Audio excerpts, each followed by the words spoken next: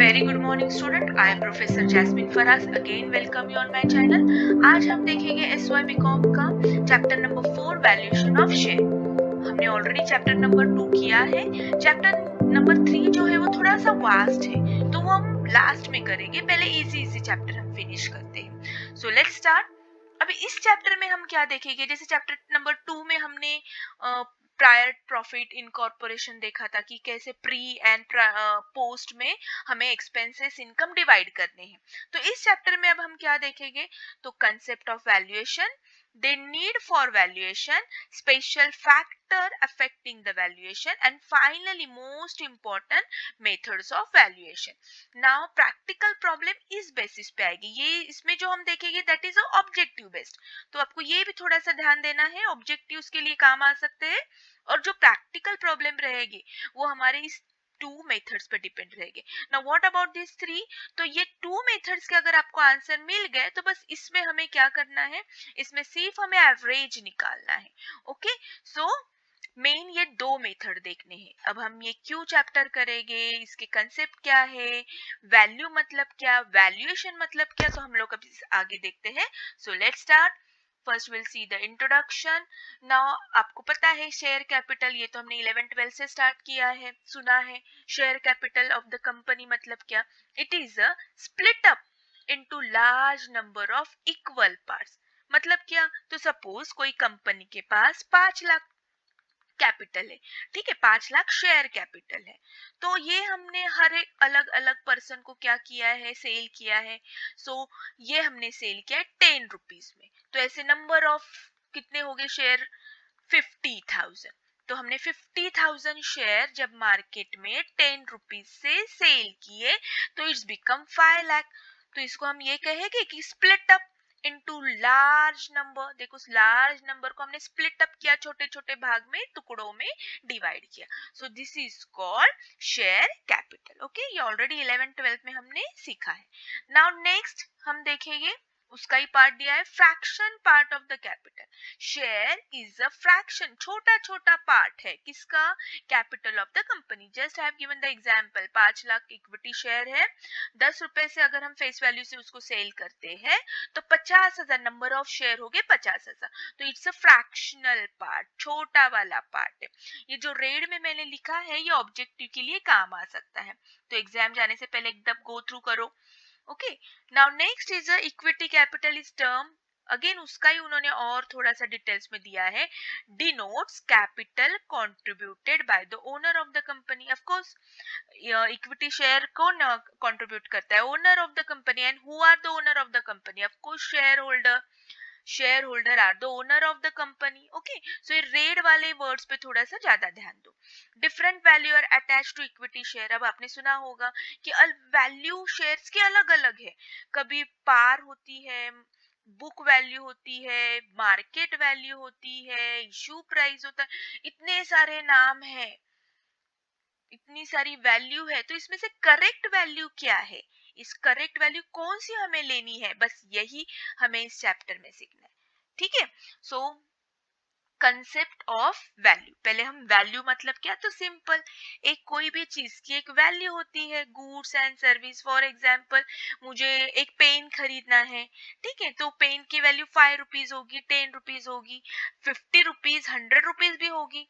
तो अलग अलग जैसे मटेरियल होगा, क्वालिटी होगी, ब्रांड होगा, उस हिसाब से वैल्यू चेंज होगी। तो वैल्यू मतलब कीमत। Now what is the meaning of valuation? तो valuation means it is a process of accessing the value। जैसे मैंने कहा कि पेन की कीमत मे बी 5 रुपए हो सकती है, मे बी 100 रुपीज भी हो सकती है, या पार्कर वाला पेन मे बी 200 या अबाउट 200 हो सकता है। सो हम ये कैसे डिसाइड करते कि इसकी वैल्यू ये है, इसकी वैल्यू 100 है, या ये पेन की वैल्यू 200 है? तो उसके लिए we have to follow certain process. For example इसका मटेरियल अच्छा होगा, इसका रॉ मटेरियल अच्छा होगा, इसका इंक होगा, इसमें ब्रांड वैल्यू भी ऐड होगी, तो ऑफ कोर्स पार्कर पेन 200 में बेचा जाएगा, वो ये छोटा मोटा चाइना मेड पेन 5 रुपए में बेचा जाएगा। तो ये हम डिसाइड कैसे करते हैं, दिस इज कॉल्ड प्रोसेस। तो हम भी हमारे कंपनी के शेयर की वैल्यू कैसी है, कितनी आनी चाहिए, उसके लिए कुछ मेथड फॉलो करने वाले हैं। तो अभी मैंने बताया 2 methods basically, net asset value और दूसरी वैल्यू है कौन सी, यील्ड। मतलब क्या, यील्ड मतलब क्या, रिटर्न। सो ये दो मेथड हम देखने वाले, डोंट वरी डिटेल्स में हम देखने वाले हैं। तो यहाँ पे सिर्फ याद रखना है प्रोसेस मींस एक्ट और method. Okay, now the share of joint stock company quoted on a stock exchange have a different value। तो आपके मन में सवाल आया होगा, मिस सिंपल सी बात है, हमको किसी कंपनी की वैल्यू देखनी है, फॉर एग्जांपल ले लो टाटा, टाटा का शेयर का मुझे वैल्यू देखना है, तो सिंपल मिस स्टॉक एक्सचेंज पे जाओ, वो तो ऑलरेडी वहां पे डिस्प्ले है, कोटेड है, तो वहां पे पता होगा टाटा की फॉर एग्जांपल 2000 है। सी मैं एग्जांपल दे रही हूँ, I am not sure Tata का कितना वैल्यू है स्टॉक पे, बट एग्जांपल ले लो कि 2000 है। ठीक है, तो इसमें ये करने की झंझट करने की क्या जरूरत है, तो नो, स्टॉक एक्सचेंज की जो वैल्यू होती है वो बार बार चेंज होती है। आपने सुना होगा कि आज मार्केट धड़म से नीचे आया या आज मार्केट ऊपर गया, so it keeps on changing. आज अगर 2000 है और टाटा ने कोई एक पॉलिसी डिक्लेयर की जो फेवरेबल है, जो पॉजिटिव उसका रिस्पॉन्स आएगा, तो मे बी धड़म से उसकी नेक्स्ट डे प्राइस होगी 2500, या ऐसा कुछ गवर्नमेंट ने कुछ ऐसे कुछ डिसीजन लिया तो इमीडिएटली मार्केट कोलैप्स हो गया, गिर गया, तो इमीडिएटली जो 2500 थी एक दिन पहले वो हो गई 1500। So it keeps on changing. तो हम ये प्राइस डिपेंड नहीं कर सकते स्टॉक एक्सचेंज पे, इसमें बहुत सारे फैक्टर्स होते हैं जो चेंज होते हैं, मतलब डिमांड एंड सप्लाई होता है, बिजनेस साइकिल होता है, बहुत सारे फैक्टर्स होते हैं, इन्वेस्टर के ओपिनियंस होते हैं, डर होता है, गेस होता है, ये अलग अलग फैक्टर है जो शेयर मार्केट की जो वैल्यू होती है वो बार बार चेंज होती है अलग अलग फैक्टर से। तो हम ये तो बिल्कुल नहीं ले सकते हैं वैल्यू, हमें करेक्ट वैल्यू चाहिए हमारे शेयर्स की। तो अब आप पूछोगे मिस जरूरत क्या है, हमें करेक्ट वैल्यू क्यों ढूंढनी है, तो next is need for valuation.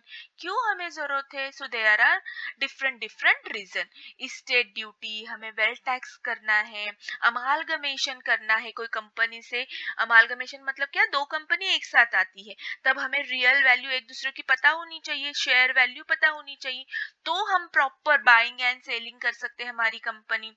ठीक है, देन गिफ्ट टैक्स पर्पस होता है, discharge of debts and liability, इसके लिए हमें काम आता है हमारी वैल्यू क्या है, हमारी वैल्यू मतलब कंपनी की शेयर की वैल्यू क्या है, परचेस ऑफ शेयर्स, हमें कोई कंपनी के शेयर्स खरीदने हैं, तो हम शेयर मार्केट के वैल्यू पे डिपेंड नहीं रहेंगे, हम प्रॉपरली उस कंपनी के एग्जैक्टली ट्रू वैल्यू क्या है, then according to that will purchase the shares.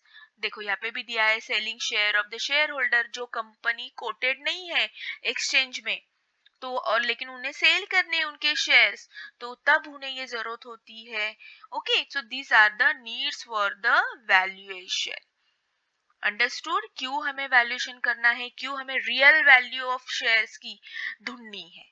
अब कैसे ढूंढेंगे, तो of course we have a three methods. First is a net asset method, second is a yield basis method and third is a fair value method. Okay, usually question आता है find out the fair value method। इसका मतलब क्या, fair मतलब simple, इसका जो answer आएगा और इसका जो आंसर आएगा उन दोनों का एवरेज जो आंसर आएगा वो होगी फेयर वैल्यू। तो आपको पेपर में सिर्फ ऐसे नहीं आएगा कि find out only net asset method और find out only yield method, आपको ऐसे आएगा यूजुअली कि find out the fair value method, but उसके लिए हमें कौन सा करना है, उसके लिए हमें ये वाली मेथड से फाइंड आउट करना है आंसर, फिर ये वाली मेथड से करना है, फिर दोनों का। फॉर एग्जाम्पल सपोज ये मेथड से हमारी रियल वैल्यू शेयर की आ गई 12 रुपए और इस मेथड से हमारी वैल्यू आ गई है 14 रुपीज। ठीक है, ये मेथड से फाइंड आउट किया तो हमें पता चला हमारी शेयर की वैल्यू है 14 रुपए और ये मेथड से किया तो 12 रुपए। तो अब आंसर इन दोनों के मिले, तो इस ये मेथड में हम सिर्फ क्या करेंगे, 12 प्लस 14 अपॉन 2, तो कितना आएगा, देखो इसका आंसर 26 अपॉन 2 तो 30। तो फेयर वैल्यू एवरेज वैल्यू ये कंपनी के शेयर की क्या होगी, 30। ओके, नाउ नाम पे से ही आपको पता चला होगा नेट एसेट, मतलब हम जब ये मेथड फाइंड आउट करेंगे तो हमें हेल्प लगेगी नेट एसेट की, तो हमें पूरा फोकस करना है ये कंपनी का नेट एसेट क्या है। अब असेट तो पता है, नेट एसेट मतलब क्या, सिंपल, असेट माइनस लाइबिलिटी, अब ये भी लाइबिलिटी कौन सी, कब लेनी है, क्यों लेनी है, हम ये नेक्स्ट वीडियो में देखेंगे जब हम प्रॉपर प्रैक्टिकल प्रॉब्लम करेंगे। ठीक है, तो अभी सिर्फ ध्यान रखना है असेट माइनस लाइबिलिटी, जो आंसर मिलेगा this will known as a net asset. तो यहाँ पे हम पूरा फोकस करेंगे असेट पे। सेकंड मेथड क्या है, यील्ड बेसिस मेथड, उसको ही कहते हैं मार्केट वैल्यू मेथड। देखो ये दोनों वन एंड द सेम है, इंस्टेंस वैल्यू मतलब ट्रू वैल्यू या नेट एसेट वैल्यू, ये दोनों का एक ही मेथड है, नाम अलग अलग है। मे बी पेपर में नेट एसेट मेथड पूछेगी या मे बी इंस्टेंस वैल्यू पूछेगी, तो कंफ्यूज नहीं होना है, दोनों की एक ही मेथड है, नाम सिर्फ अलग अलग है। ओके, यहाँ पे भी same, may be they call yield basis method या मे बी उसको ही हम कहेंगे मार्केट वैल्यू मेथड। डन। सो अब यील्ड का मतलब क्या होता है, तो रिटर्न होता है। ये एक्चुअली वर्ड है रिलेटेड विद द एग्रीकल्चर। देखो हम जब कोई बोते हैं कोई क्या कहते हैं क्रॉप्स, तो उसका रिटर्न आता है यील्ड। ठीक है, तो जैसे नारियल का झाड़ के लिए नारियल मैंने बोआ तो कुछ सालों के बाद नारियल आएंगे, सो रिटर्न आएगा, तो यील्ड का मतलब होता है रिटर्न। तो यहाँ पे रिटर्न मतलब क्या, कौन से फॉर्म में रिटर्न मिलता है कंपनी को, एक तो कंपनी को प्रॉफिट के फॉर्म में रिटर्न मिलता है, नहीं तो डिविडेंड। तो यहाँ पे हम फोकस किसको करेंगे, प्रॉफिट एंड डिविडेंड। तो हम पहले फाइंड आउट करेंगे ये कंपनी का प्रॉफिट कितना है, इसका रेट ऑफ डिविडेंड कितना है। Once we get this details आराम से हम ये वैल्यूएशन कर सकते हैं। Don't worry if you are getting confuse, see second video, उसमें मैंने अच्छे से हर एक मेथड का एक्सप्लेनेशन दिया है। तो नेक्स्ट वीडियो आएगा नेट एसेट मेथड पे। आई होप आपको अच्छे से समझ में आया। सो अगर कोई डाउट है तो कमेंट बॉक्स में पूछो। Thank you so much, have a nice day, bye bye.